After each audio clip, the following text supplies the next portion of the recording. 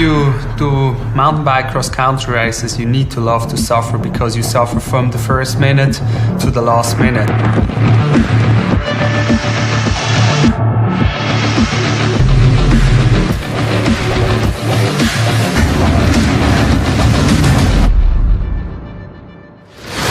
Endurance is a huge part of my training. All that counts is that I'm ready on race day. Yeah, it starts all with a good planning. First you have to set your goals, plan your races you want to do. Then I normally train in 4-week blocks. I have a rest week, 3 weeks with different loads, middle week up to a really hard week, and then again another 4-week block starts.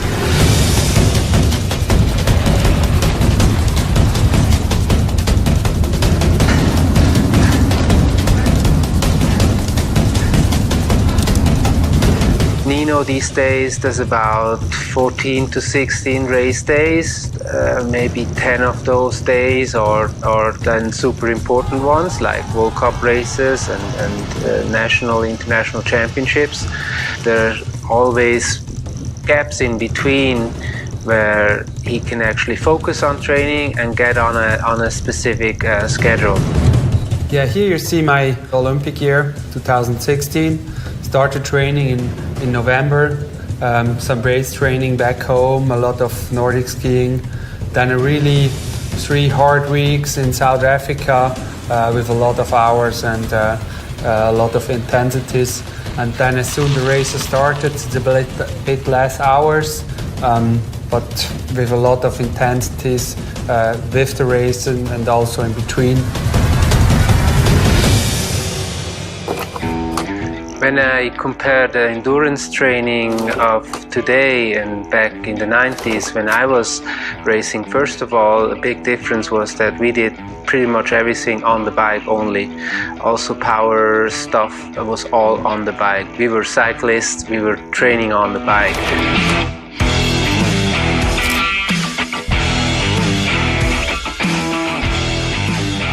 I normally train 6 days a week. I have 1 rest day.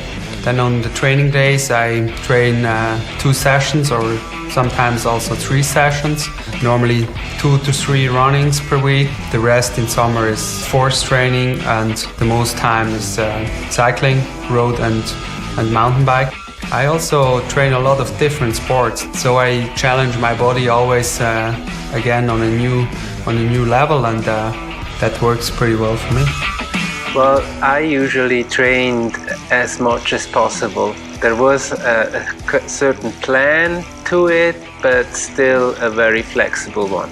And this is also very different to the training of today, where everything is very specific and measured and everything has to be in its order.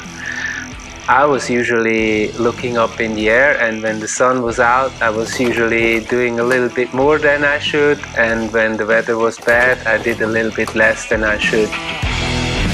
Yeah, I always focus on quality before quantity.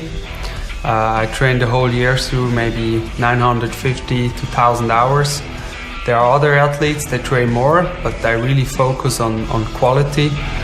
And then it's the quantity that was much higher back then, but that has also to do with the duration of the races, because they were back then 2.5 to 3 hours, and today's races are only 90 minutes, means like half the distance.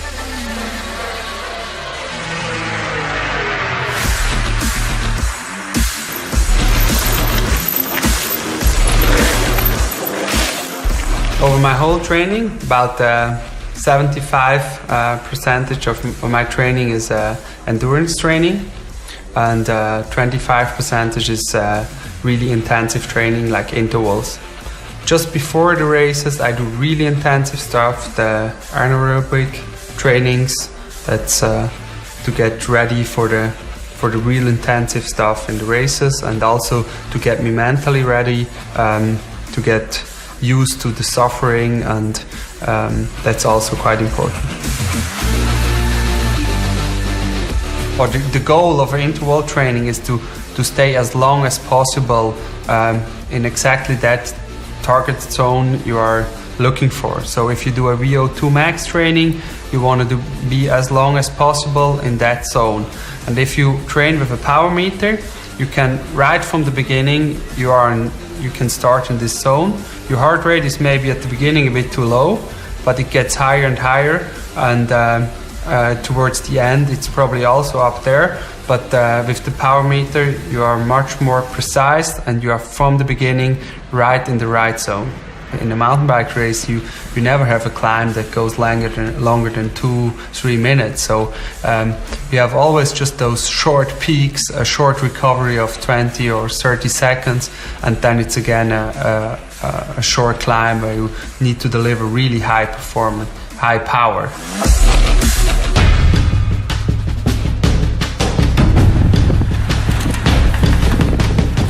Looking back now, I think I could have done so much better with more know-how, or with the know-how of today.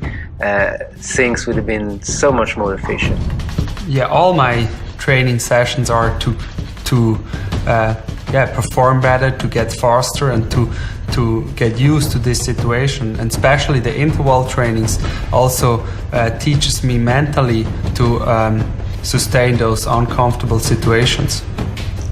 When Nino does his training, he really is 100% focused on this training.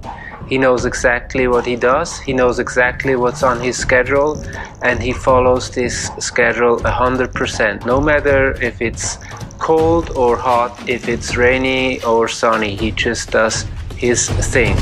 I wouldn't say I have a training that I prefer, and I really like all the different kind of trainings I can do in mountain bike, the long road rides, or the long ski touring in winter, and then some really intensive intervals on my mountain bike. It's like it gives you a nice diversity of different sessions, and that I'm really like in the mountain bike sport.